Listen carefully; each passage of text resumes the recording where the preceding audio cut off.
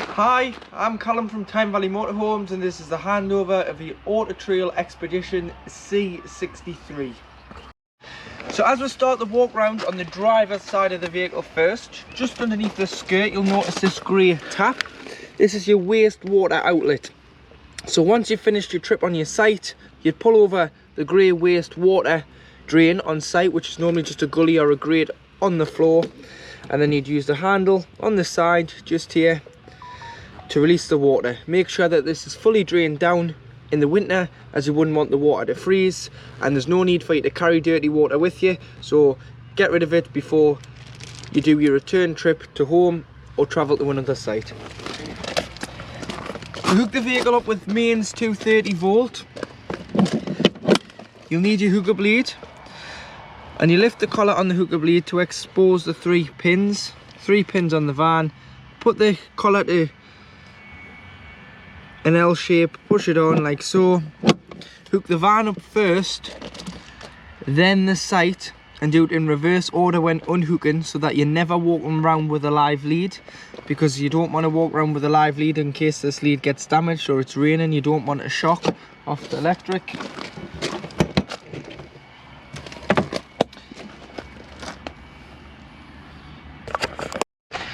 So in your gas locker you can fit two 6kg propane bottles. So the vehicle is set up for propane, not butane, as propane has a lot lower of a freezing point than butane. So you can fit two bottles in here.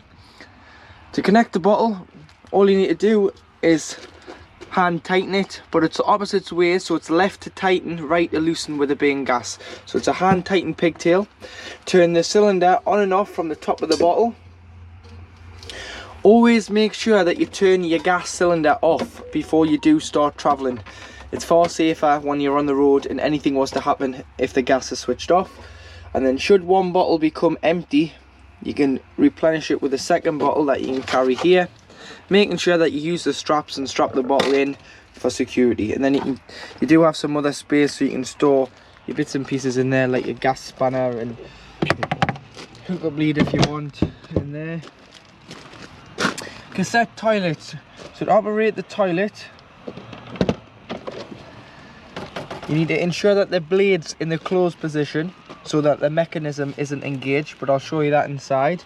And if it isn't engaged, you can lift the blue cap, slide the cassette out of the vehicle.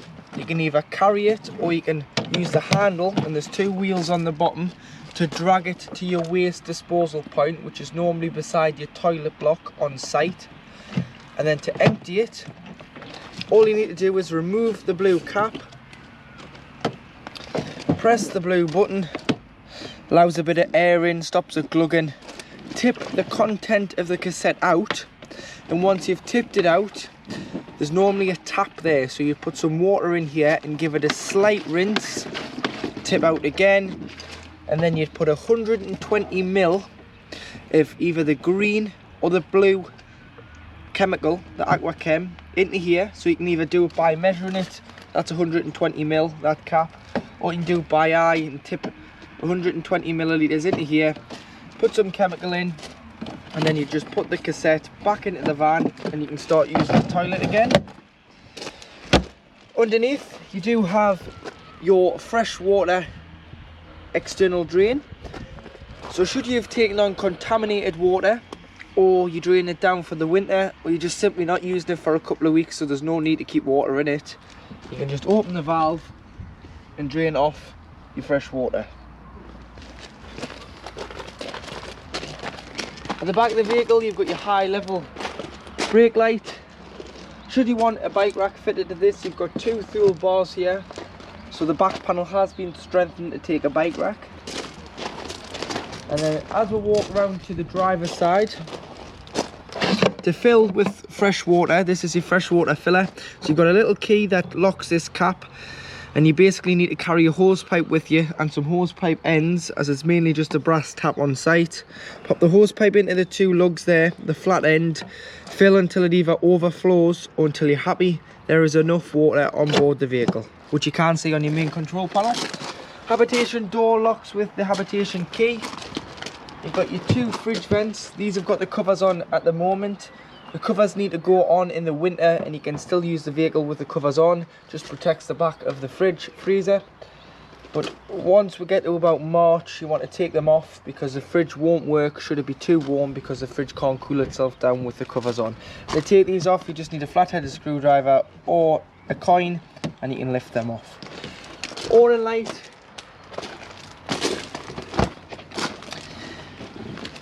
You've got storage underneath your bench seat, so you've got 3 gas taps there. Any problems with gas, turn the bottle off to be safe. These are mainly for when the vehicle is annually serviced on its Habitation service. And then in here you've got your leisure battery. So your leisure battery lives underneath this compartment. So if you lift the compartment up, you've got a 100 amp hour banger leisure battery.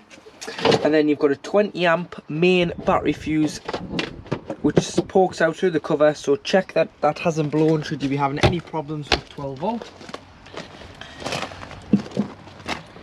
At the passenger door, using the main Fiat ignition key, you can open the fuel filler and fill the vehicle with fuel.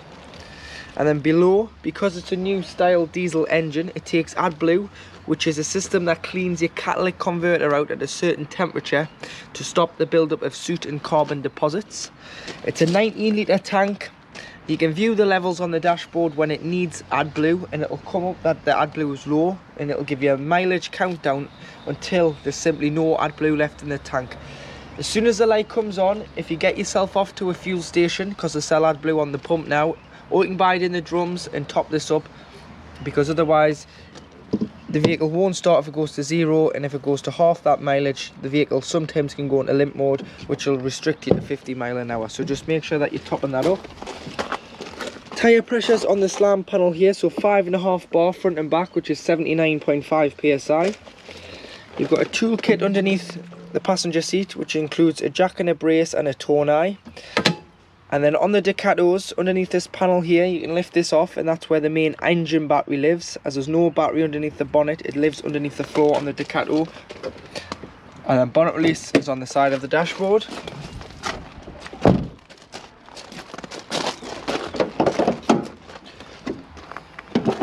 You've got all your fluids to the left, so the main one you're going to need is in the far left, which is your screen wash. Then release these 4 tabs and you've got coolant and brake fluid. There's no power steering fluid, as the power steering fluid is, or should I say, as the power steering fluid is now electric, so there's no fluid, it's electric motor for your steering. You've got an oil filler, no dipstick, it's through the dashboard to check your oil levels. Paint code on this sticker here. An earth for giving or receiving a jump start, as the battery's underneath the cab floor, so that's where you'd earth with the black lead. And then lift this cover up. Sometimes you need to put your key or a screwdriver in the side, lift it up between the air filter and the headlight, and that's your positive terminal for giving or receiving a jump start, followed by your weight plate. So it is 3.5 ton gross vehicle weight. If you want to put a tow bar on, the vehicle and whatever you're towing can't exceed 4,750. So that gives you a 1,250 kilogram train weight. To operate the main control panel once you're on board, press the on button here and you'll get the green light. You'll either get 12 volt if you aren't hooked up and the power will be solely coming from your leisure battery, or you'll have 240 volts if you are hooked up. Below you have your lights, so these are all your down lights, which are then all individually switched around the vehicle. And then you have your water pump, so your water pump services your taps, shower, hand basin and toilet. Please ensure you've got enough water on board, so if you haven't got any water on board at all, don't put the pump on. And then you've got your awning light, which is outside, and then this it goes through, so you've got a timer there. You've got the main control panel, you've got your leisure battery, so it's 13.5 volts, and it says it's charging because we are on hookup. Once the hookup is taken out, you will get the true reading. You've got the vehicle battery of 12.9 volts, which is good. And then you've got your waste is empty and your fresh is 50%, so it shows you your water levels on board as well. So that goes up in increments from 25 to 50 to 70. So in this how-to video, I'm going to show you how to work your digital Truma control panel. So when it's off, to turn it on, you just press and hold the middle button, which will then turn it on. Bring it into the menu. In the far left hand corner, you've got a motorhome flashing with a temperature. This is the temperature of the vehicle. So you can go all the way to, from 30 degrees all the way down to off. So for this, we'll just say 30 degrees and you'd press enter to save. And then you do have your water with your thermometer in. So if you've got water on board, you can then put the water on. Don't if you don't have any water in, as you'll burn the element out. You've got eco, which is heating the water at 40 degrees. Hot, which is heating it at 60 degrees, and boost, which will turn off the heating and prioritize the water should the heating be on. So for this, we'll just say hot, and you'd press enter, and that saves that is heating the water on hot, 60 degrees. Moving further along, you've got a gas bottle and some electricity signs. This is what source, so it varies what source on an individual motorhome. So on this, it's a English built motorhome, so you've got gas for your wild camping. You've got a mixture of 1 kilowatt of electric and gas, a mixture of 2 kilowatts of electric and gas, which is great for in the winter months when you want to heat the motorhome up or the water quicker. You'd put on mixture 2. You've got electric on 1 kilowatt and electric on 2, just depending on which side gives you the best electricity. Some on the continent give you a smaller feed. Most in the UK give you a bigger feed, so you can use electric on 2. But on some models you do have fuel, which is diesel and not gas. So it just depends what you're going to use. And then you've got the fan in the top corner there, where you can have it on eco, which preserves the 12 volt battery, or you can have it on high, which if you hooked up you wouldn't mind because you're not wasting any electricity. And then in the bottom corner, right corner, you do have a, should I say left corner, you've got a timer, so you can time the heating to come on and off once, so you'd set that. You've got the clock in the middle, which is just on the control panel here, so you can put the time on so you know what time it is. And you do have the spanner in the bottom corner, so if you do get a warning triangle in the middle here, which is indicating that you've either run out of gas, you're not hooked up, or there's a problem with the boiler, you can go to the reset. So if you go to reset, you go down to reset, press reset, it will then say preset, press preset, and this is then doing a reset on the heating and hot water system as well as the control panel on the Truma system. So in the kitchen, you've got 3 gas ring hob. So the light, using the ignition on the front of the cooker, you'll be able to ignite all 3 gas rings. And as you can see there, that they're all lit. Once you've had them on, if you do allow them to cool down until they're cool enough to touch before putting the glass lid down, otherwise you can shatter the glass with the heat, so just do be careful that it's cool enough before putting the lid down. And then underneath you've got your grill. So top tip, hold it in once you've ignited the grill so the thermocouple gets warm for a couple of seconds before letting go, and it will stay lit. And then underneath you've got your oven. You may want to take your oven shelf and grill pan out when travelling, as it can cause a little bit of rattling when on the road. Just wrap them up.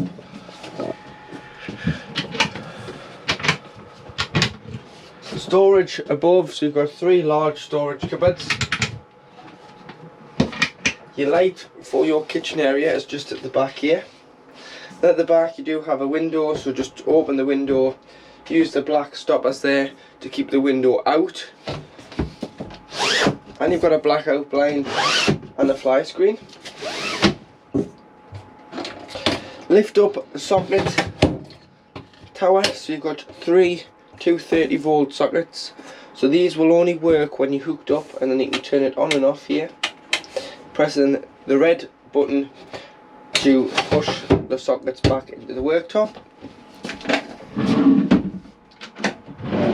Cutlery drawer being the one underneath the sink, large storage drawer, storage underneath, and then underneath the oven you've got the plug for your socket tower, so should you need to isolate that, you can turn that off. You've got your shower floor pump, and you've got a gas tap in the back there as well for isolating a gas supply to one of the gas items on board. So to operate your Dometic fridge, so it's a 3-way fridge. So on the left hand dial, this one here, is your source selector. So at the very top, it's turned off. The fridge is not in use. You would have it off if you had the vehicle parked up and you weren't using it. Then if you go down one, there's a picture of a plug, and that's 230 volt. So that acts as a household fridge on mains power. So you'd use this if you were on a site and you've paid your site fees, because you get electric in there. You'll not want to waste your gas, you'll want to use their electric. Or you would use it if you were pre-chilling the fridge beforehand. So say you had it at home and it was parked on the drive, a few days before you'll want to hook it up anyway to charge your leisure battery. You'll probably then want to put your fridge on and allow that to chill down, and then the night before you'll want to put your shopping in and allow that to chill overnight.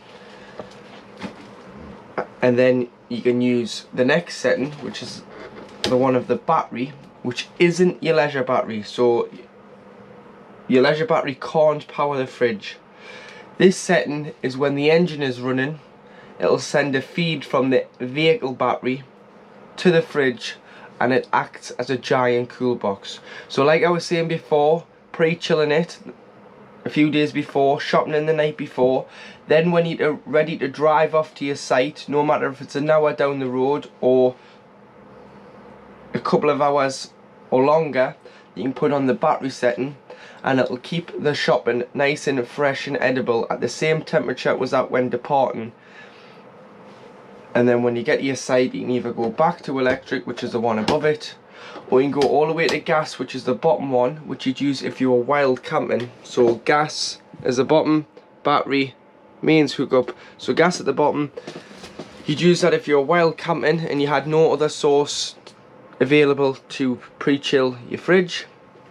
And then this is your temperature, so you can adjust it when pre-chilling, have it on full. When you put your shopping in, turn it down slightly, because it can sometimes freeze the fridge. And then you'll need to push this in, and the spark igniter when operating on gas, and you want this orange band here to go into the green. As you can see there, it started to go into the green. You would let go, and that is your fridge lit on gas. And then when not using the fridge, it's very important that you leave the door open, because if not, you'll trap the smell in there, trap the air, and it'll start to become smelly. So push this, slide these two pins out, and then when you rest the door upon it, it'll be loose, so it'll allow air ventilation in and out of the fridge. So in your washroom, you do have your separate shower cubicle with the turnbuckle there to keep the shower screen back when travelling.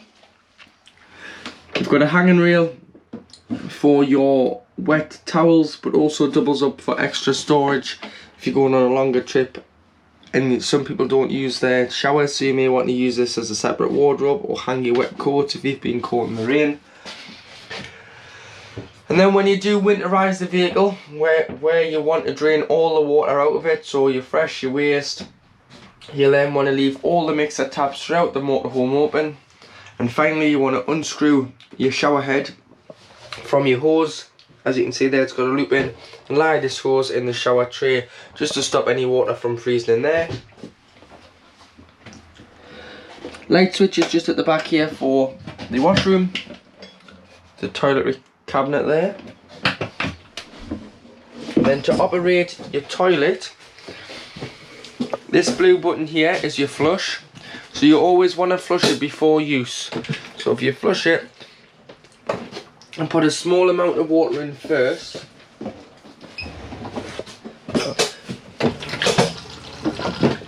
it helps lubricate the seal between the toilet and the cassette below. And then you can then open the blade which is this grey lever here. So slide it to the right, opens the hatch. You can use the toilet. You can then flush it after use. If you've bought any pink with the blue in the twin pack, obviously it doesn't take the pink in a dedicated header tank because motorhomes don't have them. But what you can do is you can use a spray bottle, dilute it with some water, spray the bowl, flush after use. It does the same job, cleans the bowl, gives a fragrant smell in the washroom. And then once you've finished, you just slide this back to the left, and that closes off the cassette. So then when the cassette indicates it's full, which it will here, this will go from green to red, you can pull the cassette straight out the side of the motorhome. As the mechanism isn't engaged, if this was to be open, the cassette won't come out the side of the vehicle. So underneath the bench seat, behind the passenger seat, so if you unstrap these straps here and slide the seat forward, you'll gain access, which you can get from outside, but there's your leisure battery underneath there with your main battery fuse, which is just hanging out the box there on a fuse holder. So it's a 100 amp hour banger battery which is in there, which comes standard from the factory. So you've got storage in here. There's your other gas isolation valve taps. So any problems with gas, turn the bottle off to be safe. These are mainly for when the vehicle is annually serviced. And then underneath this section of the seat, this is your boiler. So it does two jobs. Obviously heats the vehicle, air blown through these pipes here, and heats the water. So it heats the water, which the capacity of the water container in the boiler is 10 litres. In the winter, when you're winterising the vehicle and you drain it all down, you want to ensure that the boiler is fully drained down as well, because you wouldn't want the water to sit in the boiler and freeze. So you see here there's a little yellow tap and it's lying down. This is your drain down tap. So what you need to do is you just need to flick this up and stand it up on end. Leave it stood up during the time you've got the vehicle not in use over the winter, and that will drain off all the water underneath the vehicle. So the 10 litres in the boiler will drain out directly out underneath the chassis. You leave that stood up during the time you don't use the van. Make sure your fresh and your waste drained off. Make sure all your taps are open. Make sure your shower head is off your hose and that's lying in the shower tray. And then when you come to reuse it, obviously shut the boiler, lie it down again, shut your taps, shut your fresh and your waste, put your shower head back on your shower hose, and then go and fill the vehicle with water. Once you've filled it up, you can come in and you can put your control panel on and you can turn your pump on. You can go to the cold side of your tap first and you'll get a pressurised cold water feed because it's bringing it directly from the tank underneath the van to the tap.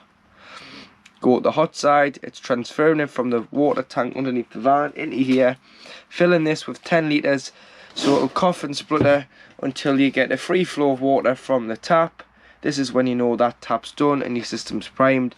Then you can try all your others, but it's a lot quicker with all your other taps because there's water then in the pipelines around the vehicle, so then it just brings it straight to that tap. But your first tap will always take between 3 and 5 minutes to bring water through, and then when you've got it, you know your system is primed. But it's very important that you drain your boiler down, because if not, it's not covered under warranty. And that is your drain down tap just there. So to make your dinette into a bed, first of all you need to remove, there's a wooden section of lats that looks like this that goes in here to create your U-shaped lounge. Obviously you would remove that should you be having 2 passengers in the back, because you'd need it for the footwell for this seat, which is this board here. But to create the bed, you need to get the table and lie it in the slot. So there's 2 grooves on either sides and it just sits in there, and that forms the bed board on this side. Then what you would do is you need to use this side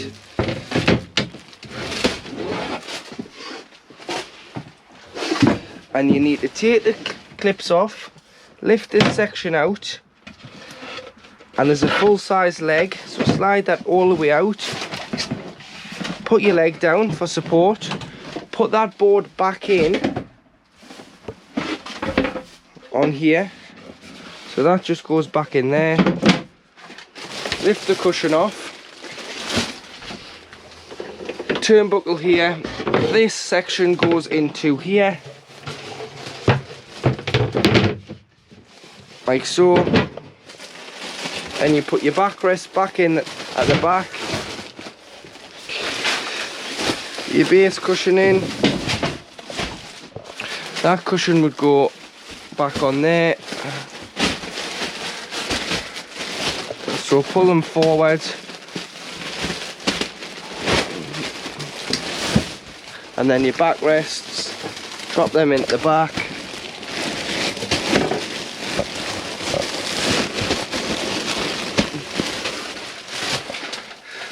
and there you've got your double bed across the width of the vehicle. Remove this cushion, pop it somewhere in the wardrobe out the way, and that's how you would make your double bed. So above the driver's seat and the first overhead locker is where you'll find your EC176 power supply unit. So this is your Sergeant unit. So starting off with the buttons on the top, you've got the black one here, which is a 12 volt DC system shutdown button. So if you parked it up for the winter and you didn't want a power drain off the leisure battery, you can just push that out and that'll kill all power to the back end of the motorhome from the leisure battery.